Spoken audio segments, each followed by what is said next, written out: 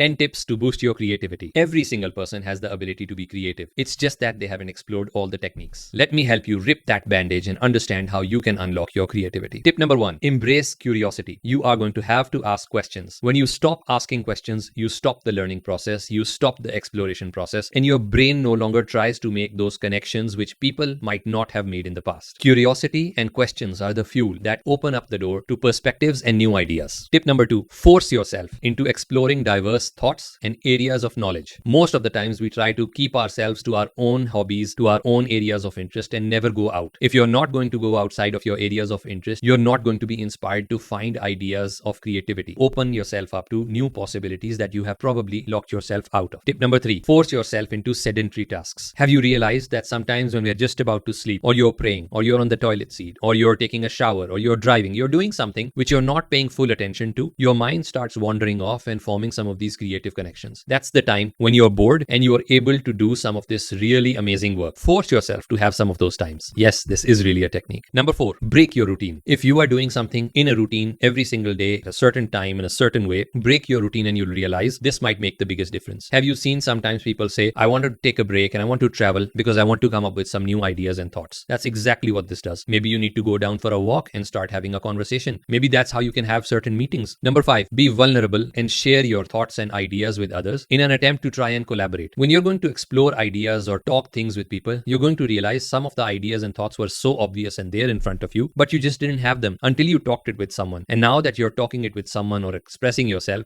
you realize that you've come up with an idea to solve the problem just on your own. Number 6, be willing to take risks. One of the reasons why we don't want to explore new ideas and new thoughts is because we're afraid. What if we end up doing something wrong? Just let the fear of failure go away and let the fun of trying something new set in. Number 7, feed your mind. Give your mind a very healthy diet. Like your diet requires proteins, carbohydrates, and so many other things, you need to feed your mind with information which is also discontinuous. Read books that you were never expected to read. Go through a podcast that you were never going to select on your own randomly. Listen to music that you are not used to. Watch a movie or a documentary that you would normally not watch. And inspire your mind to start going off in a different direction. Number 8, start thinking what's the worst that can happen. That's a nice way to start thinking about something in a completely different way. Everything that you're worried about and everything that you're making an effort about might not be as serious and concerning as you thought it to be. When you start with what's worse, you have already accepted failure and now you're working your way backwards thinking, what if there's alternatives and there's ways that it might not be such a serious outcome? See, the central idea of this technique revolves around you already accepting failure. If you've already accepted, okay, fine, I can fail in this, your apprehensions are a bit down and then you're ready to explore how you can possibly play the game differently. Failure is just one of those options. Number 9, set aside time for some of these things so that you can do them in an uninterrupted way and you can do them at a regular frequency. Just like you exercise your body, you can also exercise your mind into creativity. If you set aside a time and an environment where you're going to think, you're going to start realizing whenever you do that kind of a routine, you start coming up with ideas. So you need to think of what is the time when your mind becomes active,